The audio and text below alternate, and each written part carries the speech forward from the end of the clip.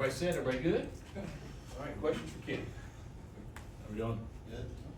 First scrimmage, how did it go and make any plays out there, and what did you kind of see from the offense?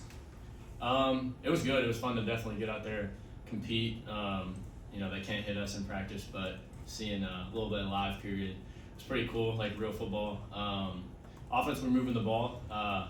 We could have finished a few drives, but definitely some good playmakers out there for sure. It was just fun to get out there and compete, really.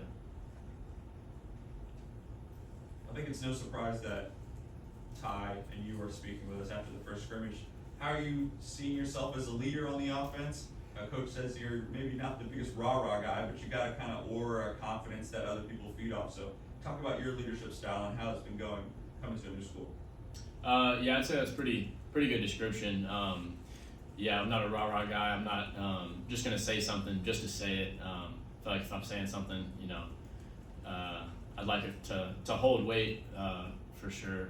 But, just stepping into this role, I feel like heading into, at my previous school last year, I feel like I was in a similar role. So this isn't just like super brand new in terms of kind of leading the offense, kind of being that guy that people look towards. But coming here with new people, it's got a little twist on it for sure. Just coming in and being myself, and people who lead, whether it's in this sport or just anywhere in life, sometimes it's not always comfortable. So sometimes it requires me to step outside my comfort zone. Obviously that's me, being a kid, learning, but also just trying to be the player and the leader that the guys need me to be. Kenny, how do you feel about the connection you're developing with Willie Rodriguez in particular? Yeah, me and Willie have made, plenty of plays together already.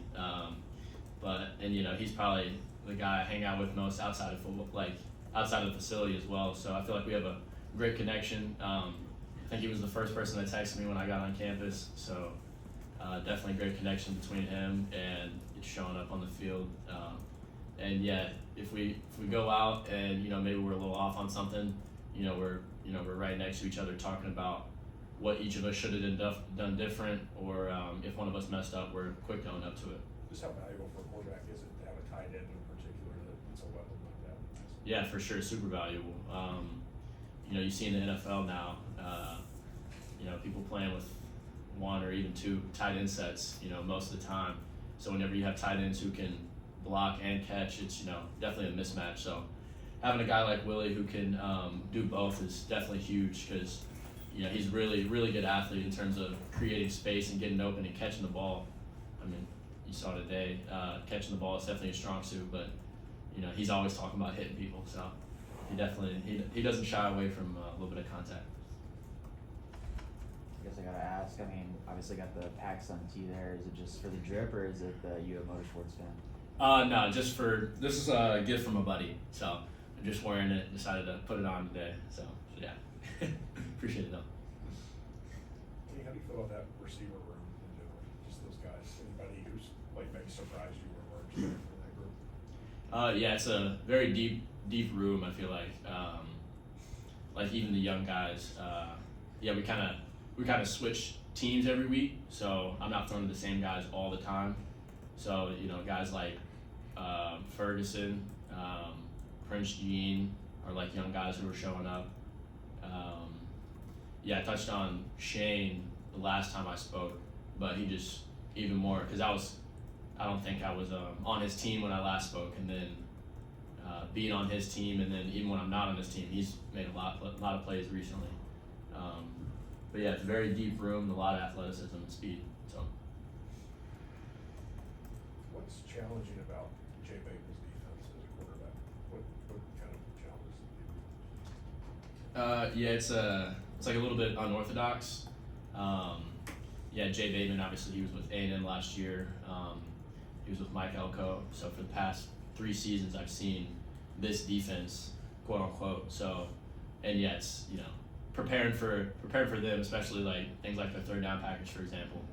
It's a little bit more exotic. On the defensive side of the ball, if you can get guys to do what they coach up, you can be really successful in terms of like tricking the offense. So you just got to be on your toes, and you got to stick to your fundamental rules. whether that be like protection, knowing where I'm hot, keeping the boundary safety, and just kind of being on time. But it's a lot of moving parts, so you gotta be on your toes for sure. You mentioned going up against A&M. You guys played Miami last year. I know you weren't the starter, but playing in those type of games, those types of experiences against college football playoff teams, do you think that will help you when you get here in Kentucky when things start in August? Yeah, for sure. Yeah, I feel like like you said, obviously I didn't play in those games, but in terms of the atmosphere, I've been in a few hectic atmospheres, so I don't feel like that'll be a huge adjustment. And then also, my previous school, every year we had really good defenses, really good guys on the defensive side of the ball. Guys who are draft picks, guys who will be draft picks, like first rounders who are still on the team, who I would see every day. So I feel like, seeing that every day, that has, ultimately prepared me for this moment. So whenever September does come, I feel like I'll be ready. Coach Stein talked a little bit about having a number of quarterbacks come in and visit and watch you guys practice. And one of the things he said was, who wouldn't want to come and play in this offense? Now that you've been in it for a while and been able to experience it, what would you share with those guys about why it's so fun to be in this offense? For sure, yeah. It's just like you feel like you're in control, and whenever you receive the coaching points that they're trying to coach you, and whenever you kind of get on the same wavelength as the coaches, like you see it from their point of view, from their lens, and there's a lot of answers, and they allow us to, whether that be us making checks at the line of scrimmage, whether that be built into the play call.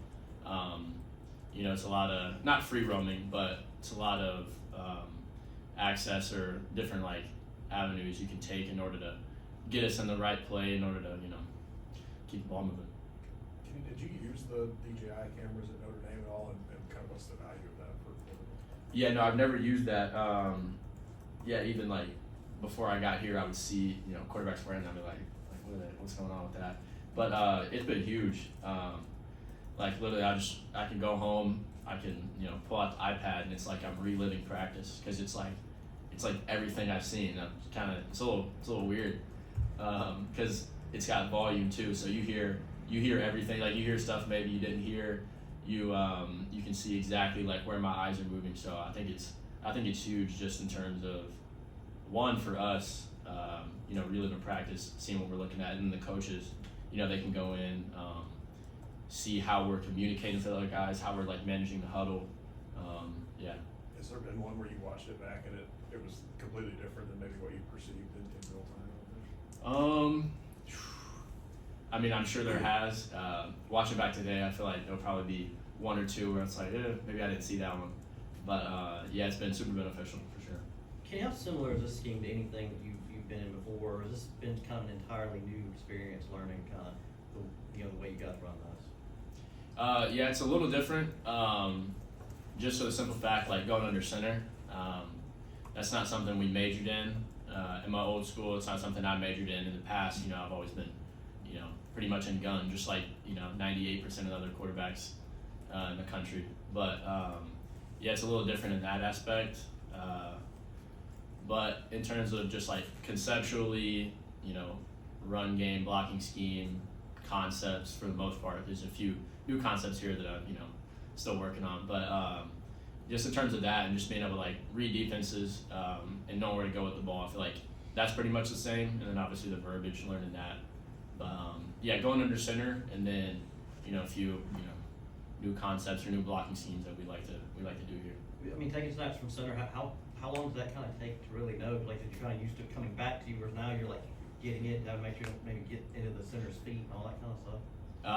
It's after you do it just for a little bit, it's kind of second nature. But definitely at the beginning, it's all right, who's my center? Maybe from one guy to the next, you might have to switch, kind of how far you are, how close you are. So there's a little bit of nuance, but once you get the hang of it, it's pretty simple. I know there might not be a Jeremiah Love in the room, but what are you seeing from the running backs? I know some are kind of a little wrapped in bubble wrap right now for scrimmages and things like that. So what's your maybe thoughts on the entire room? Yeah, for sure. Yeah, I feel like we have a really good room, really deep room. I remember it was just like during winter workouts, or not winter workouts, just like winter walkthroughs, getting ready for spring ball, and seeing CJ Baxter cut. And I was like, you know, because you see him, he's my size, and he's, but he can move though. So seeing him cut, his ability to move, I feel like he'll be really good.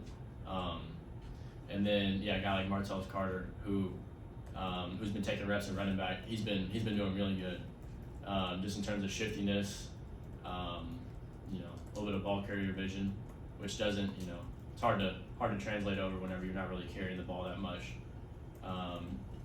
Patterson, guys who can catch the ball, that's huge, especially now, this day and age. So, yeah. How crazy has that been at times? Like when you're like, man, I was just handing the ball off to Martell, and now you're like trying to throw it over the top of him or something. Wait, sorry, repeat that question. Just say like how wild has it been that there have been times like where you were just maybe handing the ball off to Martell, and then a few minutes later you're trying to throw it over the top of him. Yeah, it's a little, really whenever it's whoever the defense is out there, I could care less who's on the defense. It's more so just trying to make sure our guys are getting in the right spot and seeing what coverage you're in. There hadn't been any ribbing with him yet about like you throwing a pass over him and then you handing the ball to him right before. No, not yet. I'll let you know if there is. Time for a couple more. Anyone else? So very good. All right, thank you very much. Thank y'all.